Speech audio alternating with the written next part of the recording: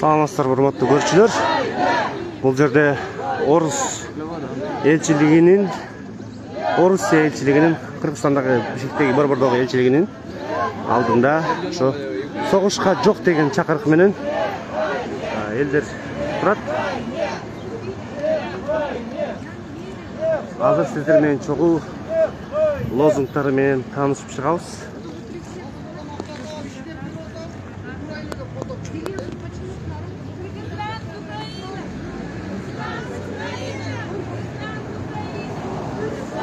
Moskvadan akça taap kelip atабыз го, аяктагы Украинаны колдоп чыгабыздар. 70% Москвада жашап атабыз. Украинадан акча берип атабыз. Украинадан акча берип атабыз. Бул таксисттин түшүнүгү?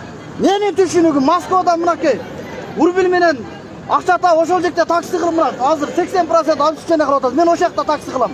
Украина деп чыгып алган мал бу биле булар, далбоёптор биле.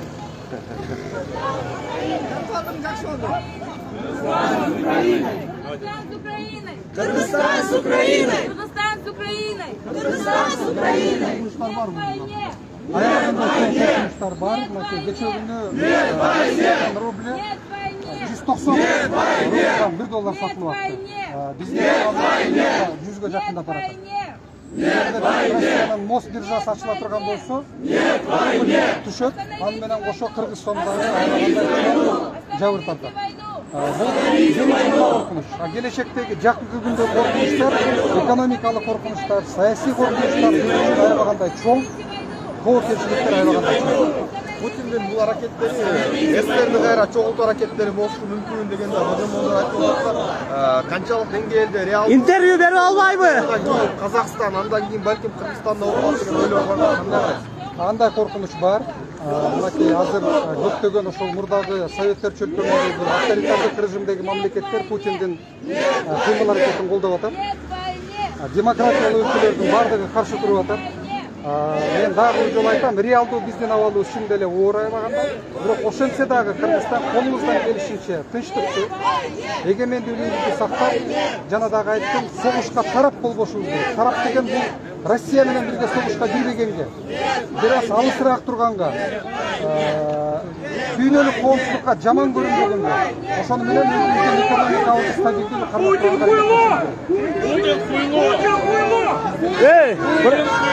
Жапарапта өз оюн билдирбеди, бирок либералдуу айткандай болду да, сиз кандай баатыр атасыз? Эми реалдуу интервью берип атат. Биздин бийликти дагы түшүнүшүбүз керек. Аябагандай оор абалда азыр. Ошентсе дагы мынакей коомчулук чыгып атат. Бийлигибиз оор абалда турган үчүн коомчулук чыгып, мына жаштар чыгып атат, элдер чыгып атат. Бул жакшы көрүнүш. Жолду жаппайраак берет десең, жолду жаап коюп атасың. Россия менен Украинанын ортосунда Кыргызстанга кандай таасирин тийгизиши мүмкүн? Кыргызстанга аябагандай оор таасирин берет. Саясий жактан дагы, экономикалык жактан дагы биз аябагандай чоң жабыр тартабыз. Мынакей Россиянын банктары жабылды. Бир эле Россиянын коммерциялык банктары эмес, улуттук банкын жаап ташташты азыр. Бул бизге түздөн түз таасир берет. Биздин мигранттарга таасир берет, которулуп аткан акчага таасир берет. Биздин сомубузга таасир берет. Жакынкы күндөн бензин менен газдын баасы кымбаттайт. Жазгы талаа жумуштарында кыйынчылык пайда болот. Мына ушунун бардыгынан биз азыр абайлап экономикага каршы антикризистик программалар иштеп чыгышыбыз керек азыр. Тез аранын ичинде биздин өкмөт, биздин бийлик. Бул биз үчүн аябагандай приоритеттүү азыр задача болуп эсептелет. Кыргызстан бул жагдайда өзүн кандай алыш керек, көрсөтүш керек, позициясы кандай болуш керек? Колубуздан келишинче согушка тартылбаганга, тарап болбогонго, аскерлерибизди, жарандарыбызды согушка аралаштырбаганга аракет кылып, бир аз алыс турганга аракет кылалы.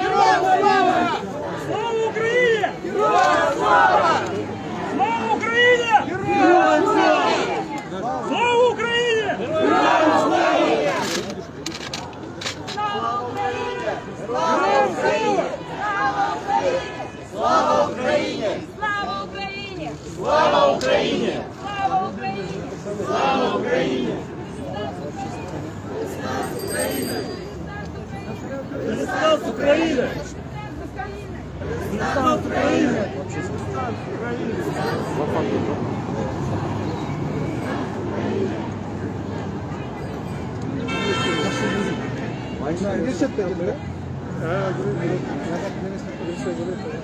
Kırgızistan Ukrayna mene.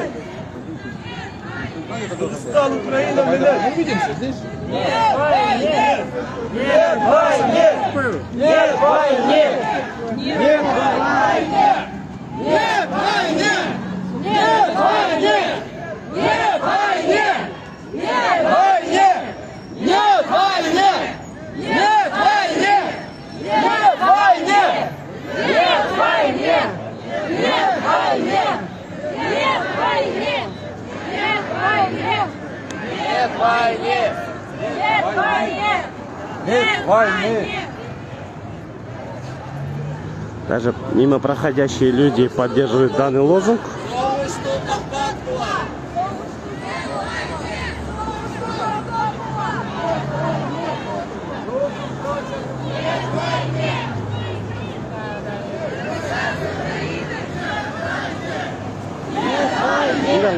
Нет войне! Нет войне! Нет войне! Нет войне! Нет войне! Нет войне! Изнасиловали женщину, пошли одни в милицию, а вторые пошли. Нет войне! Вот вам и сила балконских. Кыргызстан с Украиной! Кыргызстан с Украиной! Слава Украине! Героям слава! Героям слава! Слава Украине! Слава Украине! Героям слава! Героям слава! Нет войне! Нет войне! Нет войне! Нет войне! Кыргызстан Украина менен! Кыргызстан Украина менен! Кыргызстан Украина менен! Кыргызстан Украина менен! Кыргызстан с Украиной! Кыргызстан с Украиной! Нет войне! Нет войне! Нет войне! Нет войне! Нет войне! Нет войне! Нет войне! Нет войне! Соғышты тоқтатқыла! Соғышты тоқтатқыла! Соғышты тоқтатқыла! Соғышты тоқтатқыла! Нет войне! Нет войне! Нет войне! Нет войне! Руки прочь от Украины! Руки прочь от Украины! Соғышты тоқтатқыла! Соғышты тоқтатқыла! Соғышты тоқтатқыла! Соғышты тоқтатқыла! Нет войне! Нет войне! Нет войне! Нет войне! Кыргызстан Украина менен! Кыргызстан Украина менен! Кыргызстан с Украиной! Кыргызстан с Украиной! Нет войне! Нет войне! Нет войне! Нет войне! Соғышты тоқтатқыла! Соғышты тоқтатқыла! Соғышты тоқтатқыла! Руки прочь от Украины! Руки прочь от Украины! Руки прочь от Украины! Руки прочь от Украины! Уговаривали. Нет войне! И чё? Нет войне! Если Украина, допустим, победит, а Путин проиграет, то извините меня, всем будет шандец, и нам всем, к сожалению. Нет войне! Так что вот так вот. Нет войне! Нет войне! Нет войне! Нет войне! Нет войне! Нет войне! Нет войне! Нет войне! Нет войне! Нет войне! Просвечивается. Нет войне! Да просто ограничение. Нет войне! Лозунг, короче. Нет войне! Нет войне! Нет войне! Нет войне!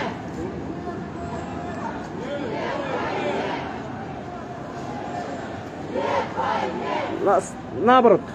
Нет,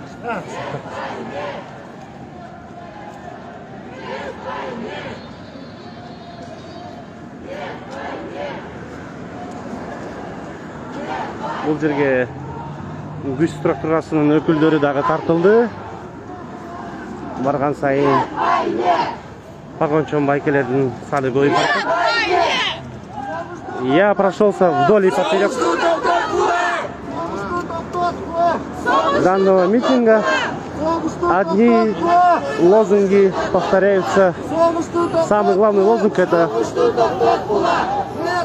«Нет войне». Нет войне! Нет войне!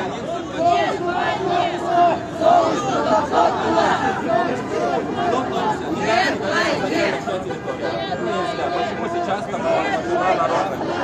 это Советского Союза давно нет.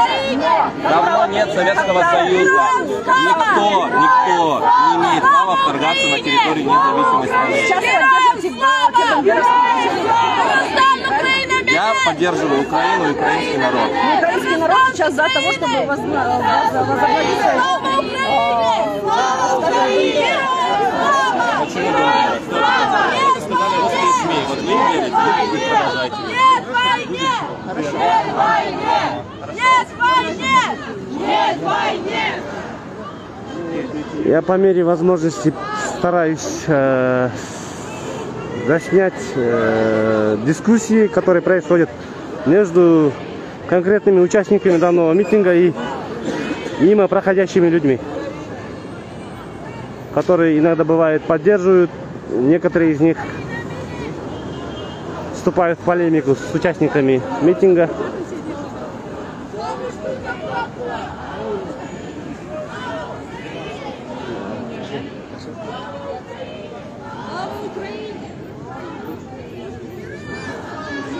Слава Украине!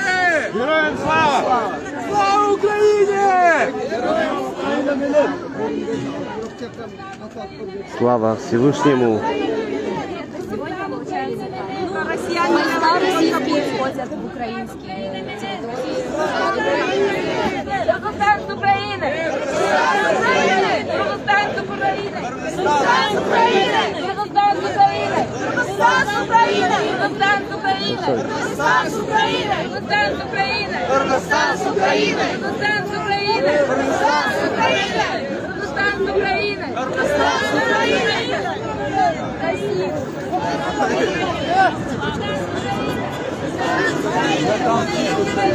Остановите войну!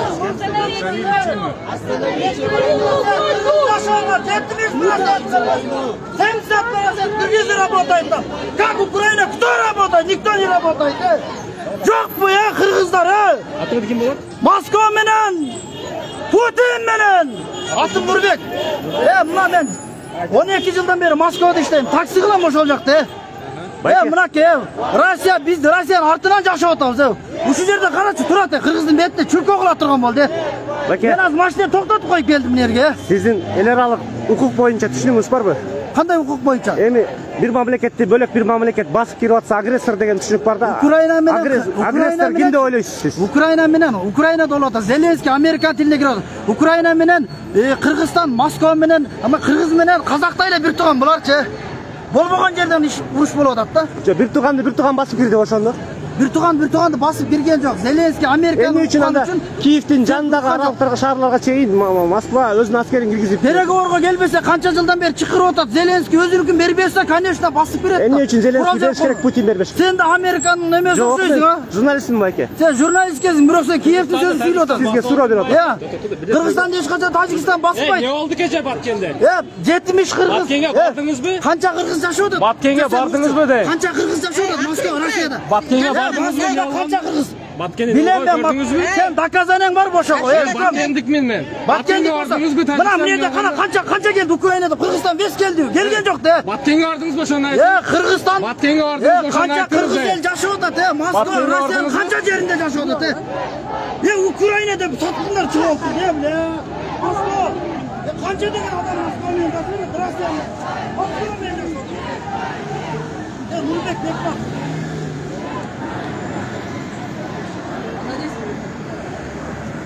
Ukraynaga girip bargаны, конечно эми келишпесе, Zelenskiy келишпесе, Американын сөзүн угуп атса, жөн эле жөн жарандар, солдаттарыбыз өлүп атат да.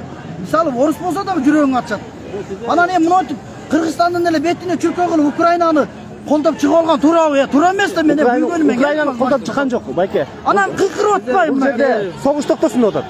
Согуш токтосун, анан биз Украина менен Кыргызстан деп кыйкырып атпайбы өнөрдө кыздар? Маалыматты кайерден алат? Украина Зеленский келишим келбей атат деп. Келбей атат, мен көрүп атпайм. Интернет бар, азыр 21 кылым. Бүт көрүп атам. YouTube'дан көрүп атам, TikTok'tan көрүп атам, барын көрүп атам. 24'төн көрүп атам.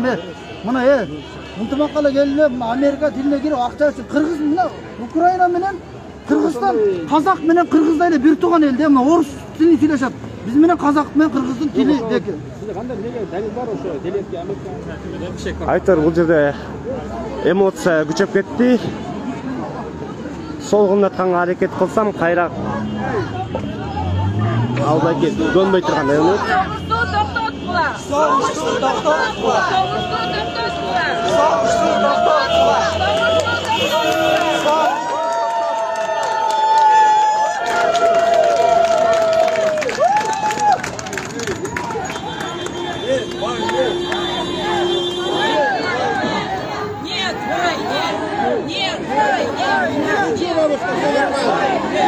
Самый главный призыв — это согушту токтоткула. Жана нет войне. No war in Ukraine деген лозунг. Чоң шарт болот, анткени акча жок. Бир жагынан, экинчи жагынан ошол мигранттар биздин Адил Турдукулов сүйлөп жатат.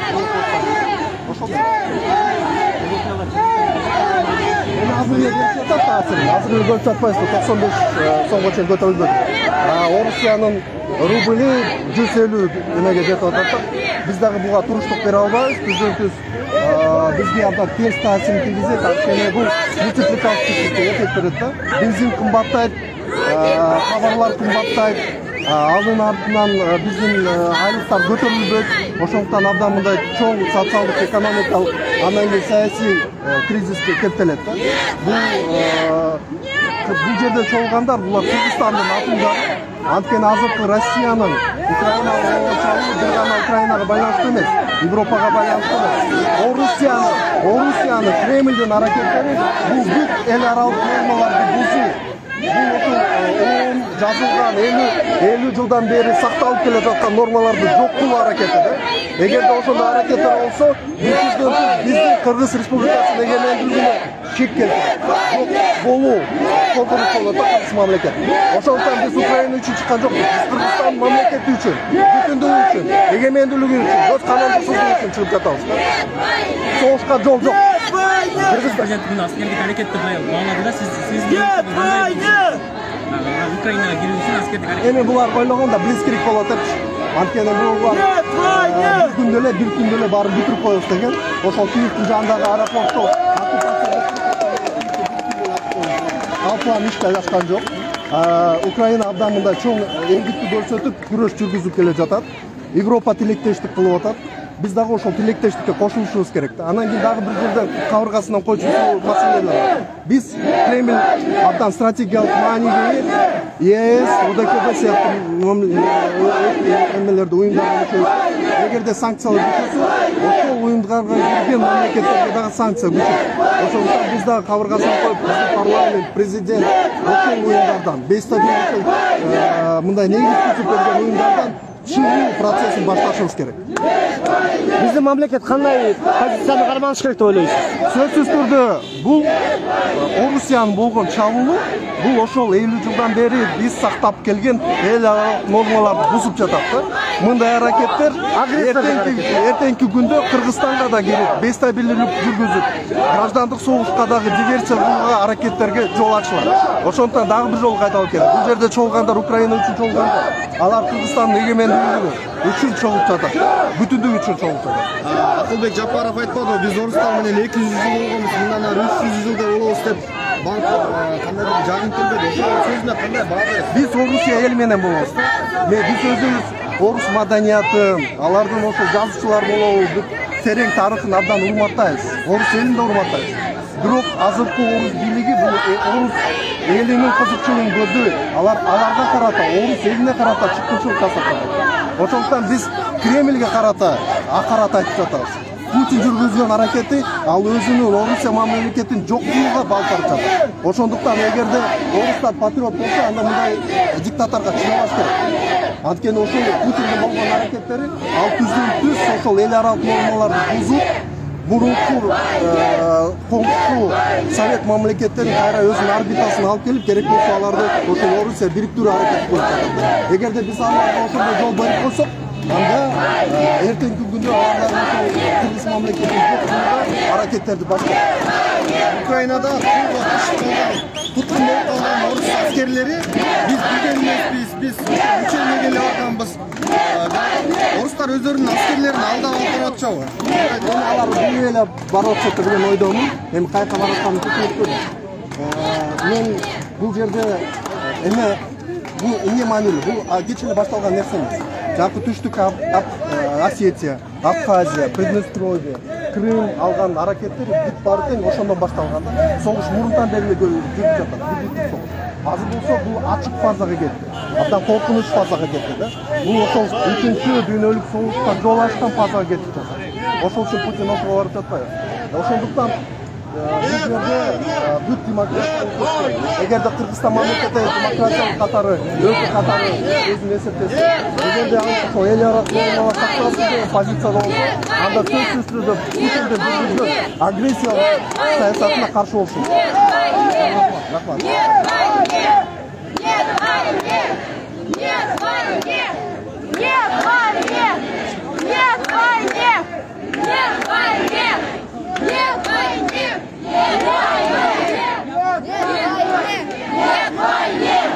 Соғышты тоқтатқылы! Соғышты тоқтатқылы! Нет войне! Нет войне!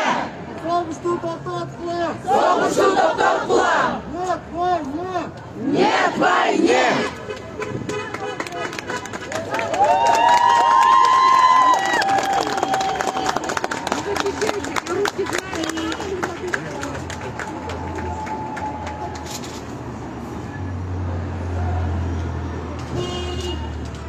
Урматтуу көрүүчүлөр, биз мына сиздер көрүп тургандай жанатан бери Орус элчилигинин астында турабыз. Бишкек шаарыбыздагы Манас көчөсү менен Токтогул көчөсүнө кесилиштерине жакын. Негизги талап ушул согуш токтосун, Кыргызстан, Украина эли менен деген талаптарды, чакырыктарды жасап атышат. Жалпы жонунан ушу согуш токтолсун деген максатты көздөшүүдө. Көбүн эсе бул митингдин сырткы түспөлүн, скелетин сындай турган болсок, анда бул жерде ошо шаардын тургундары десек, карапайым элдин тилинде, интернет тилинде балконскийлер деп коюшат. Жана бул жерде ар кайсы перифериядан келген катышуучулар дагы бар экен, коренной горожандар дагы бар экен. Айтор бул жерде митинг бир талап менен согуш токтотулсун деген талапты колдогондордун бардыгы ушул жерде чогулууда. Жана өтүп бара жаткан Украинадагы согушка каршы болгон айдоочулар өз ошондой тилектештигин билдирип сигнал басып өтүүдө. Сиздер угасыздар.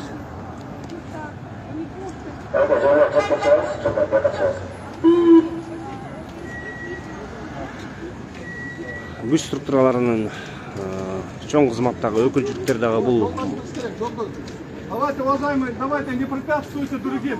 Дорогу открывайте.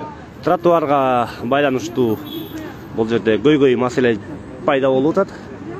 Тротуарды бошоткула деген талап.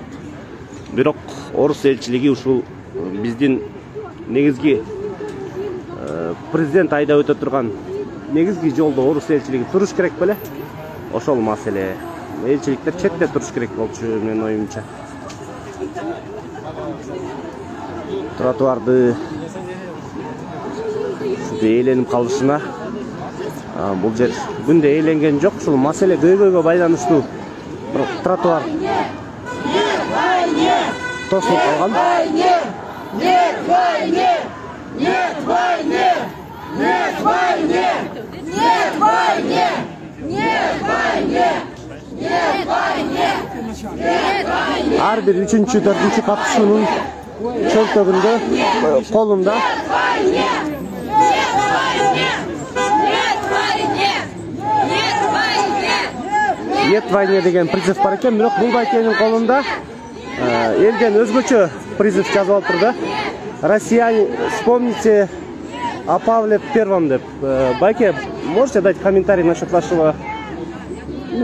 Павел Первый тормозил в свое время развитие России, как показалось, элите. Элита собралась и его задушила. То есть в его лице вы видите, то есть в лице Путина вы видите Павла Первого, да? Нет, просто аналогия. История. Аналогия такая, да? Надо дать России вздохнуть нормально, а то загубят страну. Нет войне! Нет войне! Нет войне! Нет войне! Вот такой вот исторический комментарий от Байкешки, который дал интересный комментарий. Бұл жерде атақты блогер Улан Үсейінді шығып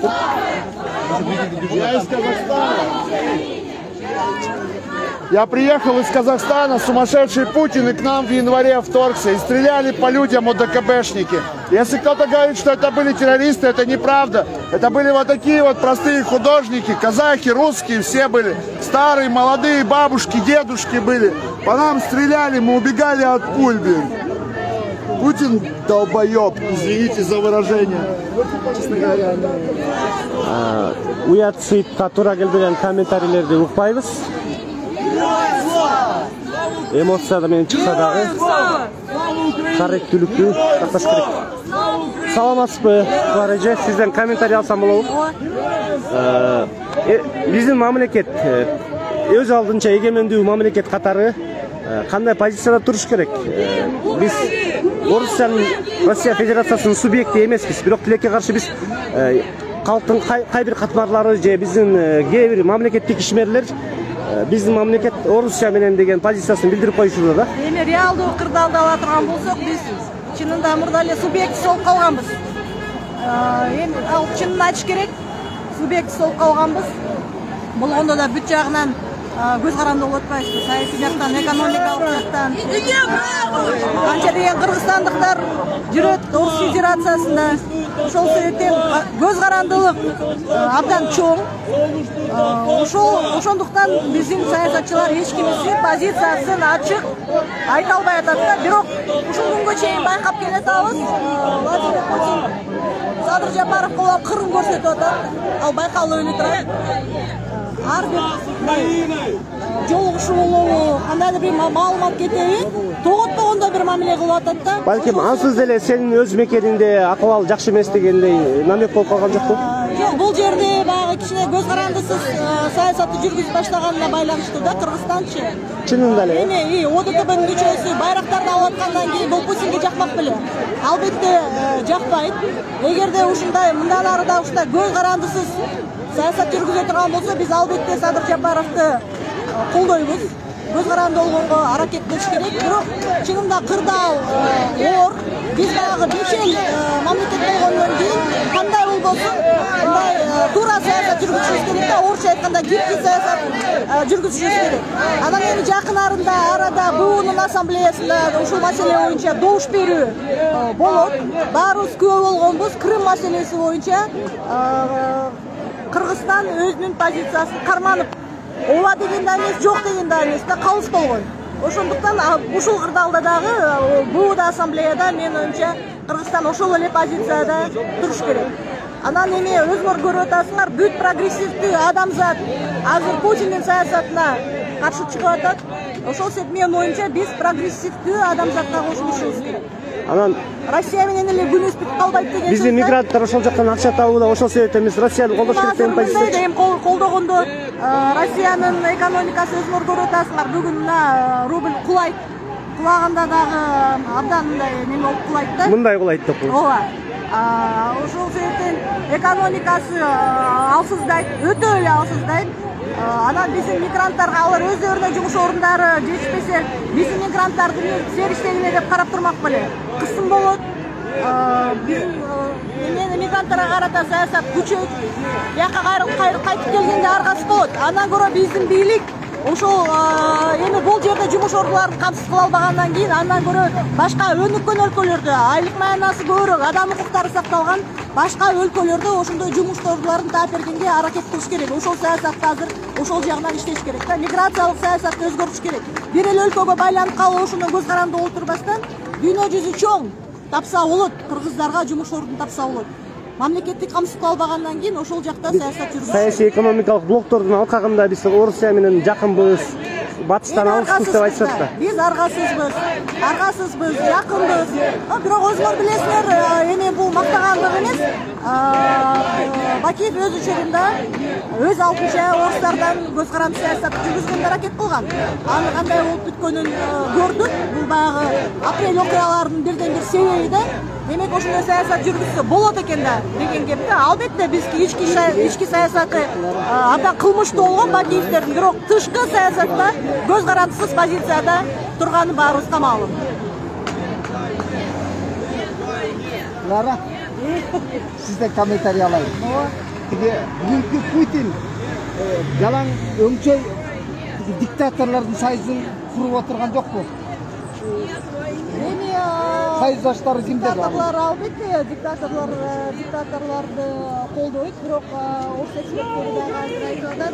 Путин азыр кандайдыр өзүн баягы диктатор сезүү деген этаптан өткөн дейт да. Азыркы күндө Путин өзүн кандайдыр бир тарыхый инсан, дүйнөлүк тарыхта бир аябай бир өзүнүн чоң изин калтыра турган, Россиянын тарыхында, дүйнөнүн тарыхында бир чоң из калтыра турган, чоң таасир калтыра турган адам катары өзүн ошондой адам катары баалап атат деген ушундай пикир айтып атат. Анан мени эң кейипкери бул жана биздин соцтармактагы Путинди колдогон биздин кыргыздар да. Мен ошондо калам да.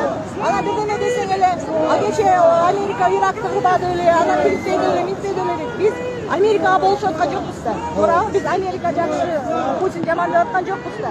Биз ошол кезде Американы дагы айыптаганбыз.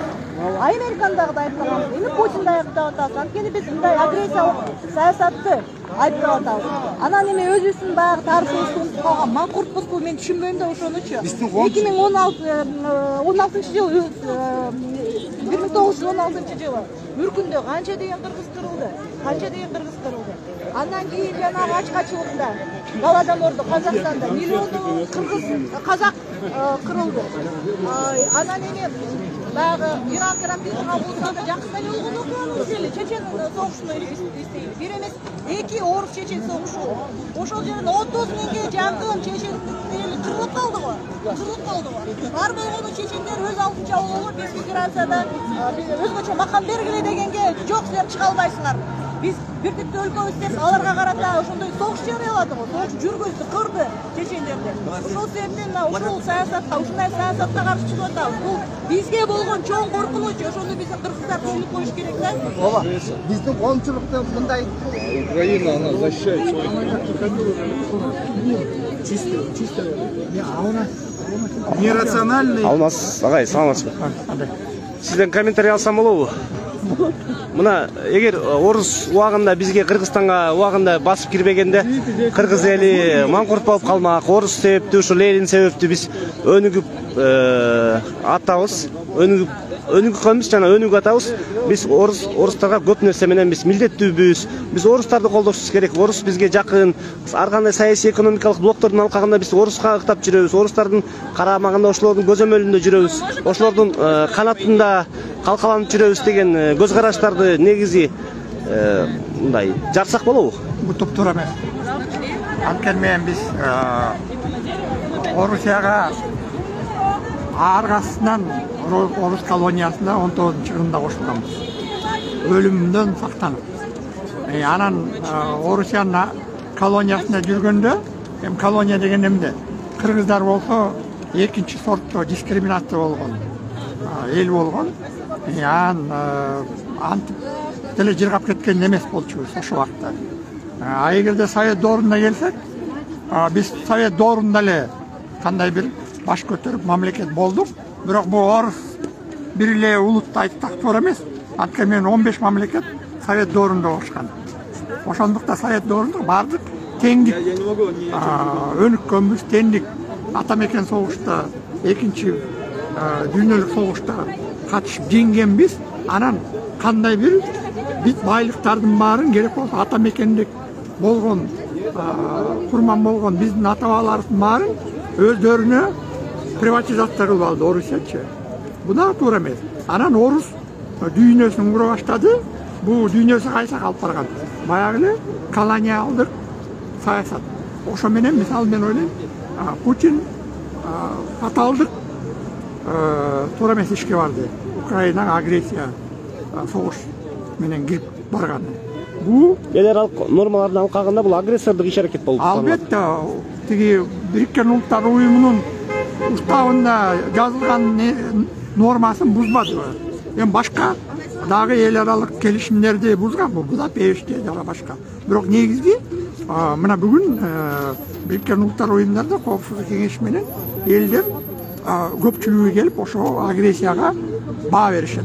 Demek bu kul münözdük oy jugurtu eкен да, Biz misal üçün azır rubldan 1000 rubl jönötse Rusiyadan bizge 670 so'm эле болуп калат экен да. Тилекке каршы экономика мына кадыр санкция болбоду. Биз эмес Казакстан да экономика жактан. Аны менен бизге дагы тиешеси бар. Эми бирок анча болбосо дагы бирок гана сомду карап атпайсыңар. 95 түскөн кээ болсо байланышпай калдык. Анткени негизги биздин стратегиялык партнерибиз Орусия менен биз байланышабыз. Ошон үчүн Орусия экономика менен бирге болот. Эгерде Орусия төмөндөп кетсе биз так төмөндөйбүз. Азыр миңдеген мигранттарыбыз эмне болот? Анткени алар жумушсуз калат, Орусияда жумушсуз болот. Көп жанагы ишканалар жабылат да. Биз Орусиянын артынан. Ошон үчүн Орусия мисалы башка мамлекеттерди Кыргызстанды укпайт да. Согуш баштайбыз деген кеңешпейт да. Мына ошондой кылып, кеңеште болмок. Бизде ЭАЭПтин алкабында керек болсо ЖККнын алкабында кеңеште болбойт да. Кеңешпей эле өзү билген кыла берет. Биз ага баш ийип атабыз. Кыргыз Республика айла жок. Бу эмне деген? Бу теңчилик жок. Бу баягы эле биз колониянын субъекти катары жүрөбүз астында. Болду. Ошон үчүн эгемендик дегенде кыргыз элдери биз аягына чейин түшүнөлүкпүз. Кыргыз жараны дегенди да түшүнөлүк. Ошон үчүн эми бул жакшы нерсе, эгерде Украина кадыр кандай бир жеңсе, бу биздин дагы Украина кадыр ошактан балдары Украинанын жеңиши күрөшүп курмандыкка чалып аткан менен ал биздин дагы эркиндигибизге күрөшүп атат. Алмаз мырза, Украинанын жеңишин сиз кантип элестетесиз? Киевдин өзүн бербей коюш, Украинанын өзүнүн эгемендүүлүгүн сактап калыш Украинанын жеңиши болуп таанылабы? Жок, Украина же Путин кызматтан кетиш керек? Украина бириккен эле, Украина консолида элдин баары башка улуттар, орустар дагы Орусиянын агрессиясына украиндык жарандары бирге бириккени бул жеңиш. Бул чоң утуш. Калгандары бул акырынан ирет тапкан. Бул согуш көпкө узалат дейсизби? Узарат болушу мүмкүнбү? Согуш. Эгерде Путин бийликте болсо узара берет.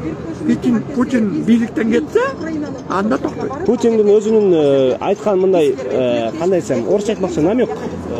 Атайын айткан сөзү боюнча аскердик күчтөр азыркы Украинанын бийлигин төңкөрүш жасаш керек дегендей намек кылды да. Ошондой эле окуя Россиянын өзүндө болуп кетиши мүмкүнбү? Аны айтпаса эле ошондой болуп кетиши мүмкүн. Анткени Орусия Путин анан 200 чоң олигархтардын бийлиги, ошо олигархтардын бийлигин өз элин тонош үчүн ошо жерде турат. Эми азыр жанагы 40 миллиардтан олигархтар жоготуп аларды, 40 миллиард доллар жоготуп учуруп атканда, эми ошолор Ходорковский, мисалы Михаил олигарх, ал уже өзү Путинге каршы чыгып атат. Башкаларын дагы өзүнүн миллиардерлерди Россиянын ошого чакырып атат. Демек, ошон үчүн бийликтен кетип калса эле тынчтык орнотот дүйнө жүзүндө, Украинада. Рахмат. Бул жерде агрессивдик маанайдагы жаштар ары басып, бери басып пайда боло башташты. Биринин артынан экинчиси ээрчип келип.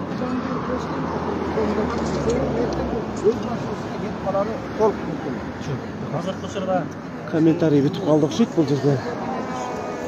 Милиция күчтөрү келип, бул жерде митинг кылып аткандарды оңго солго жылдырган болду.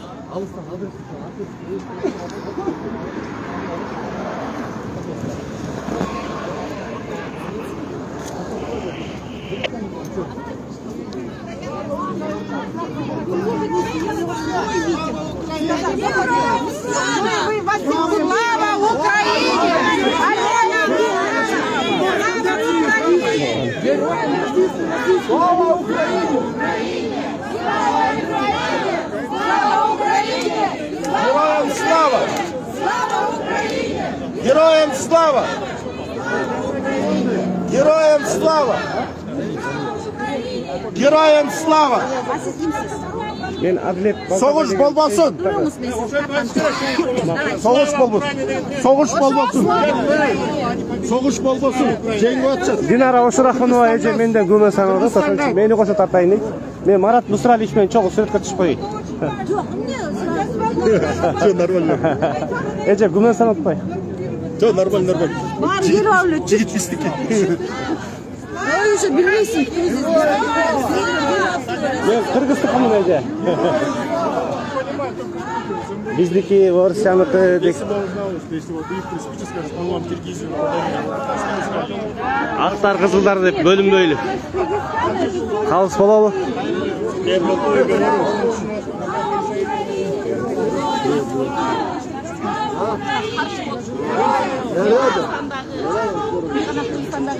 Ошо Россиядагы, ошо эле дүйнө жүзүндөгү аялдарга Коргоочу Азиза Абдрасулова каршы болушубуз керек. Согуш деген бул өлүм. Согуш деген бул кайгы, энелердин кайгысы. Ошондуктан именно аялдар, именно энелер айтышыбыз керек. Согушка жол жок деп. Согуш болбосун дегенде тынчтык болсун.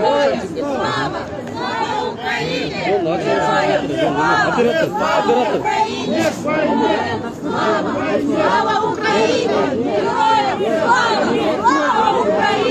Героям слава! Слава Украине! Героям слава! Слава Украине! Героям слава! Коргонуучу тарап аргасыздан коргонууда, согушка аргасыздан киргенге туура келди. Нет войне! Нет войне! Нет войне! Нет войне! Нет войне! Нет войне! Нет войне! Нет войне! Бул жерде Орусиядагы мигранттардын акыбалы начар болуп кетсин деген эч ким жок. Болгону согуш токтосун деген призывдарды угуп жатам.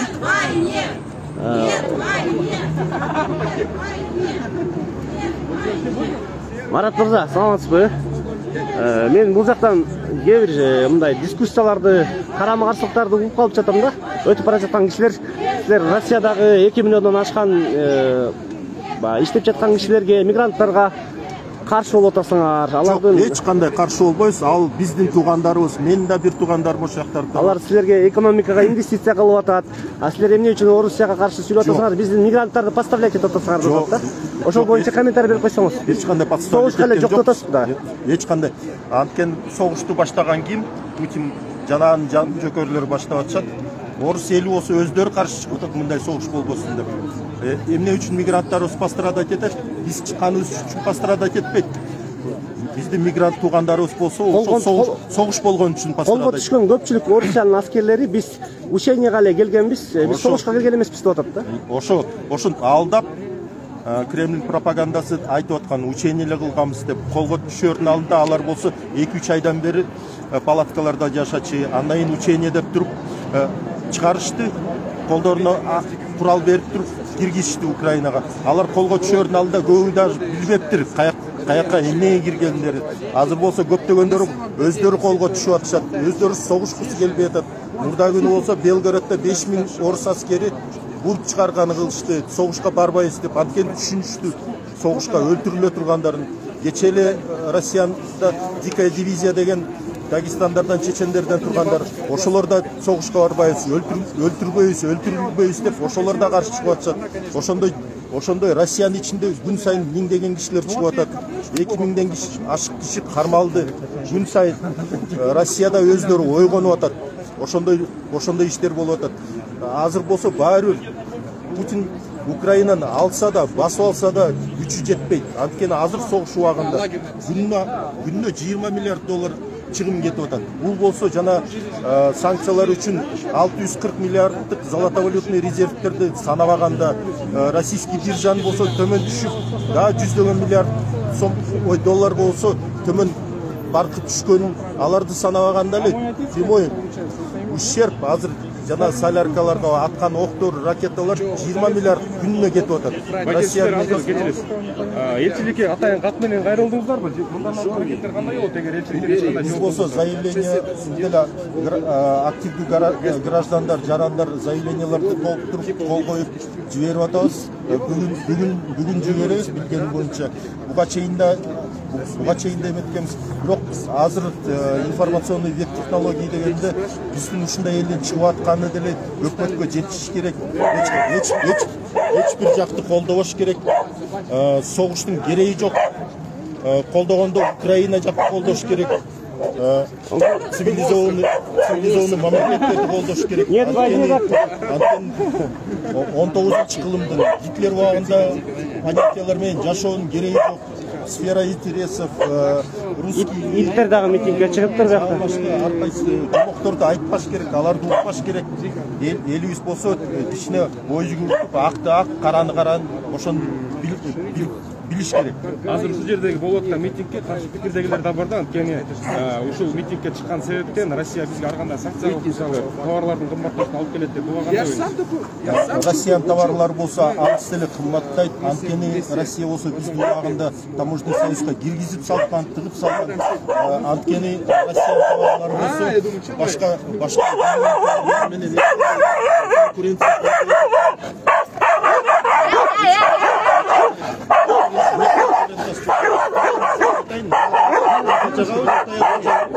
Мерседес жагабы.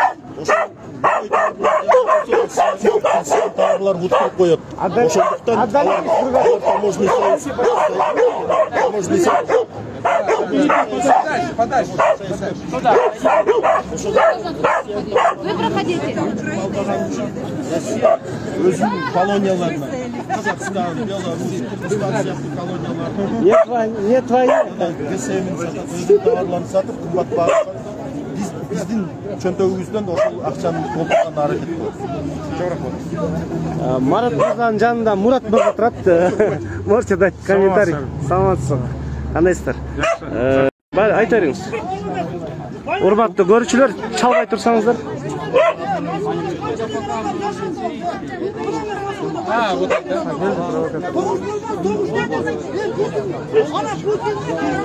Урматтуу укук коргоо органдары албайсыздар могу байкелерди.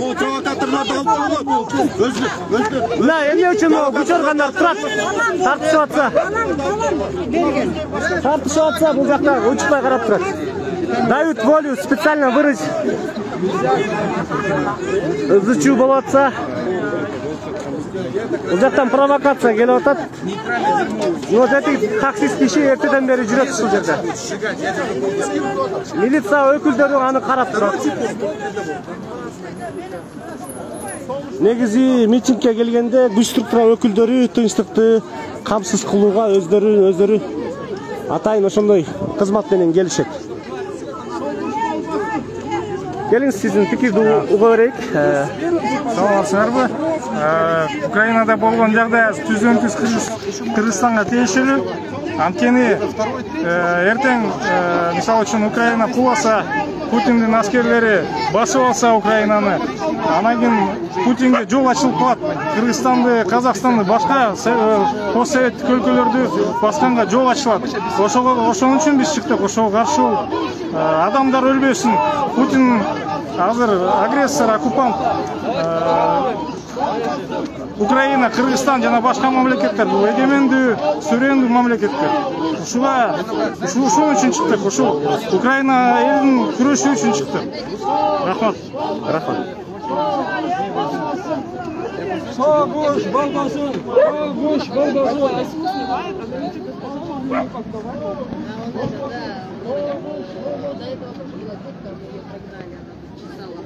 Да, я видела, я вон там шла, Ивана.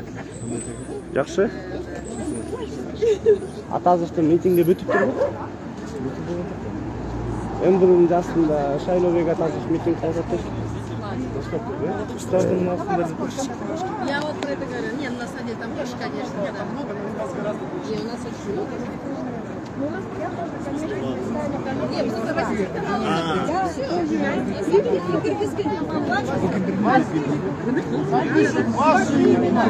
Россия, верь! Зайдет она, звезда пленительного счастья, и на волках самовластия напишут ваши имена. Пушкин Александр Сергеевич, он тоже был за свободу. Лучшие сыновья России всегда боролись за свободу. Декабристы. Нет войне! Прощай, нет войне! Нет войне! Нет войне! Нет войне! Нет войне! Нет войне! Нет войне! Нет войне! Нет войне! Билережек, кинеміз зарастет, народная тропа. Соғуш болбасын! Соғуш болбасын!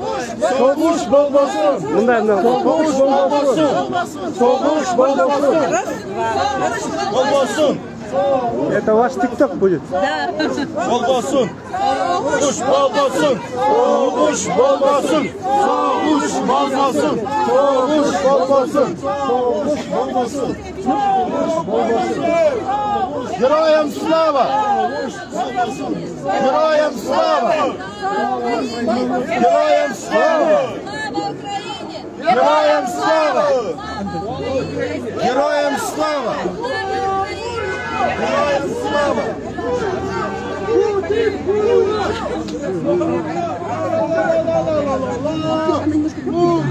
Эмне үчүн митингге катышуучулар азайып калды, тарап кетти?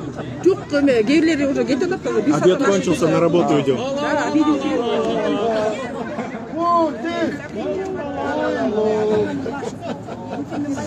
Я не сдамся без боя.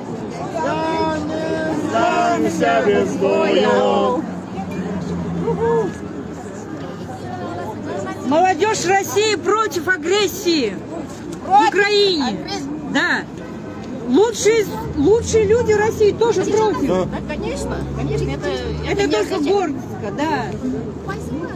Натырили там своих этих.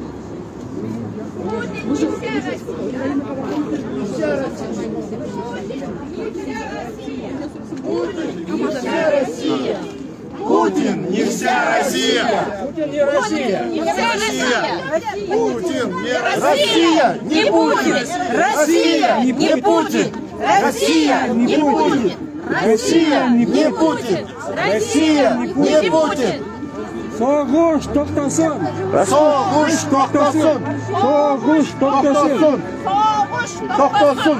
Соғуш тоқтасын! Соғуш тоқтасын! Мне не нравится, да? Геричеватбаева, давайте проход! Они все время с нашими коррумпированными чиновниками, они хотят мы против этого. Если бы не было России, мы бы давно со своими коррумпированными чиновниками разобрались. И у нас все разрывается.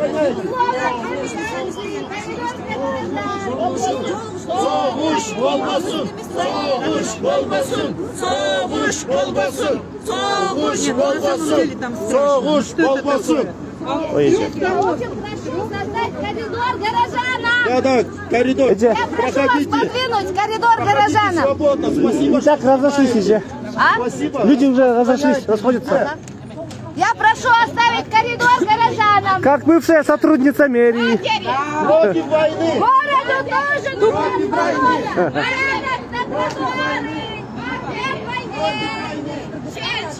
Против войны! Женщины! Против войны! Женщины! Против войны! Женщины! Тротуар давайте освободить! Нет войне!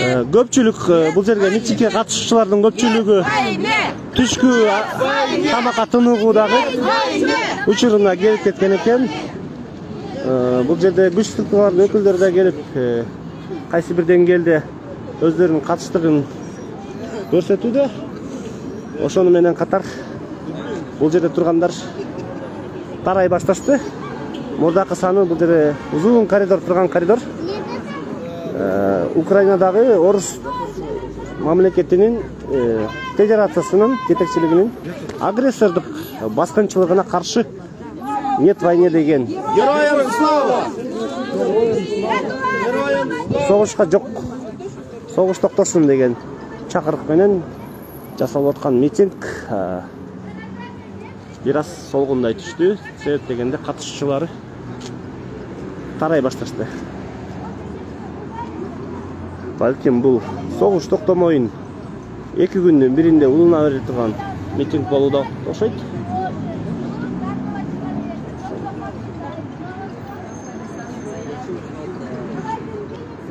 Негизи сүйлөй турган активисттер, блогерлер, журналисттер көпчүлүгү эле сүйлөп атышат, сүйлөп коюшту.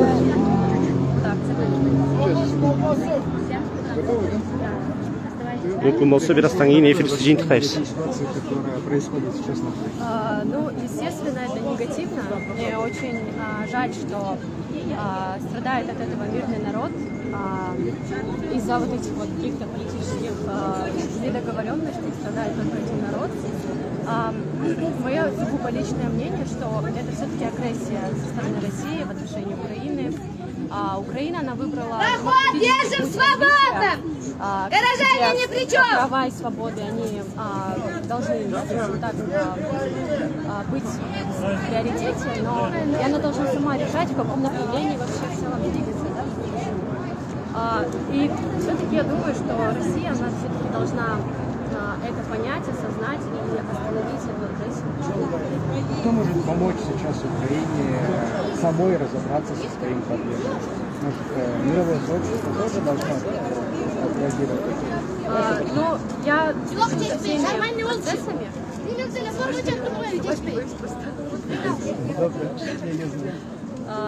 Все-таки она должна сейчас работать над тем, чтобы регулировать это какими-то договорами, договоренностями.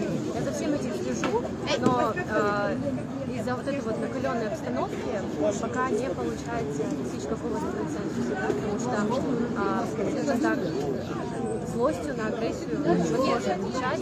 Я думаю, что люди все-таки должны, то есть две стороны должны все-таки успокоиться и прийти к переговорам. Ни на кого не лает, спокойно стоит за мир. Обязательно надо Я их знаю. Нельзя. Вот эти девчонки, такая ватная пропаганда. Я тоже, что... Я просто, смотрите, хотите я скажу, кто проплаченный? Хотите я скажу, кто проплаченный? Канцлер Шрёдер, проплаченный, которого взяли, извините, но Путин коррумпирует еврочиновников именно таким образом. Для него люди — это не субъект. Это не субъект. Давайте встанем в шеренгу, ребят. Давайте уважать горожан. Освобождаем тротуар. Типа на учение. Их там убивают. Зачем? Сами не знаю, за что. Жалко, да. Вот пацанов жалко. Жалко. Прям жалко. Братоубийственная война. Братоубийственная война. Она просто в своем репертуаре образ нашла. Да. Надо было ее позвать в начале.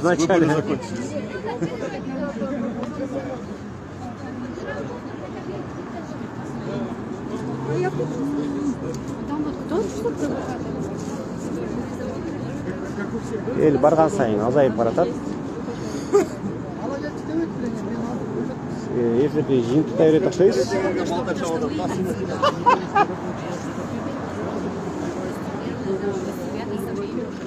Туура эмес түшүнбөгөн калк. Токтомойчу келебиз. Согуш токтомойчу келебиз. Согуш токтомойчу бул жака күн алыс митингге чыга бересиздер, э? Кимдин азыр мындай деп атайын неме жок, бирок күнүгө саат 12-де каалагандар келе берсин. Күнүгө саат 12-ге каалагандар келе бергиле.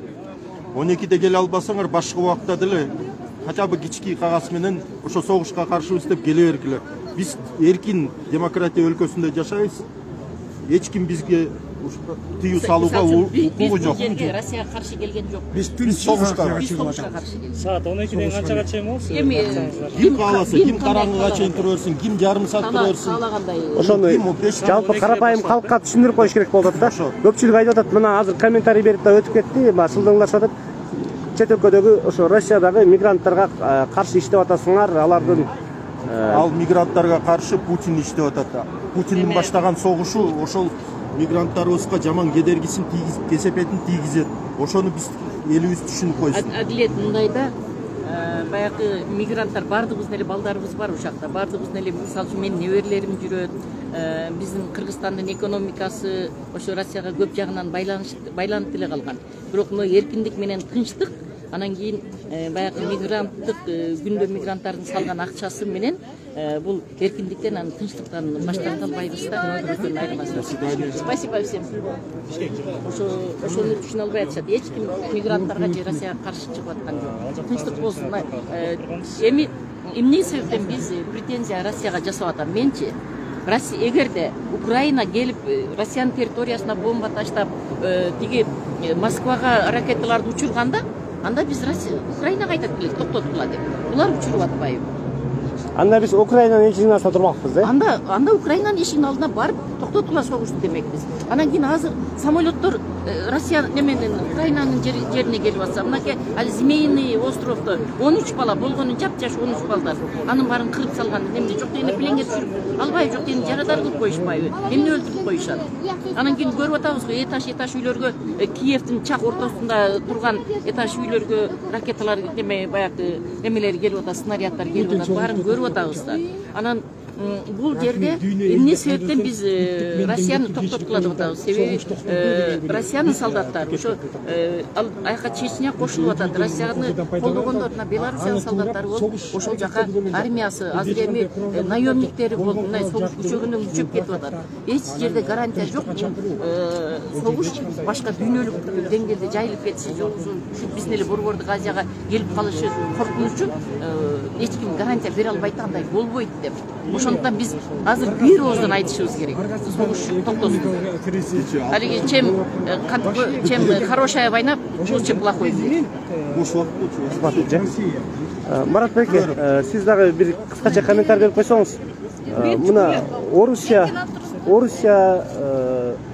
атайын провокация болбосо согуш ошону баштабаган эмес, провокация болду. Россия вынуждена была напасть на Украину дейт. Бул эмне деген актануу? Бул болсо жалган, жала, эч кандай Украина бирде аткан жок. Россия жакты көздөйбү. Эмнеден провокация болуш керек? Кандай провокация болушу мүмкүн ошол? Эмне эле? Мисалы бир жума мурда Путин өзү айтып аткан, эч кандай согуш болбойт, жөн эле учение деп.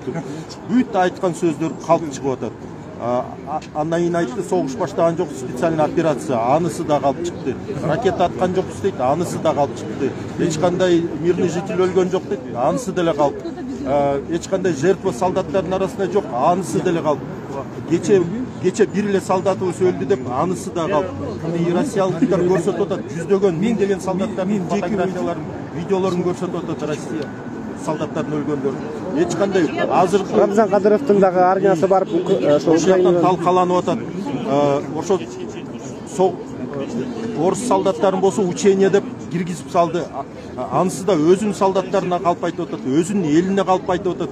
Биздин эл укпасын, Кремль пропагандасын ишенбесин, акты ак, караны кара деп билгиле. Бир жак жалаң калптуу апыртып атат, өлтүрүп атат элди. Эмне дейсиң?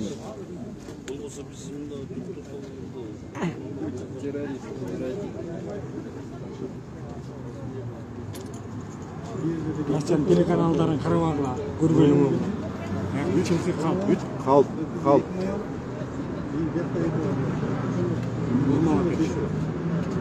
Рахмат аке. Бүт бурмалап атышат Россиян телеканалдары. Бизге тажиктер кол салганда ошондо да бурмалашкан. Өзүн каалаган кандай оюн кандай келсе ошол жака бурмалап калпты айтып атышат. Кыргызстандыктар ишенбегиле россиялык пропагандага. Эгер эскалация болуп кетсе, атайын машина чакырып, бул жерде митингдин катышуучуларын салып кетебиз деген сыяктуу сөздөрдү сүйлөп башташты. Ошон үчүн ушул жигиттин сөзү менен биз бүгүнкү эфирди бүтүрөлүк. Сиздердин уруксатыңыздар менен. Согушка жок, no war in Ukraine, нет войне Путин террорист номер 1. С большой ядерной бомбой угрожает всем планету взорвать просто, если не будет по его воле, по его политике, по его хотению и желанию, да? Да. Путин это Гитлер 21 века. У Гитлера даже такой бомбы не было. Ядерной бомбой, которая просто пугает всех подряд.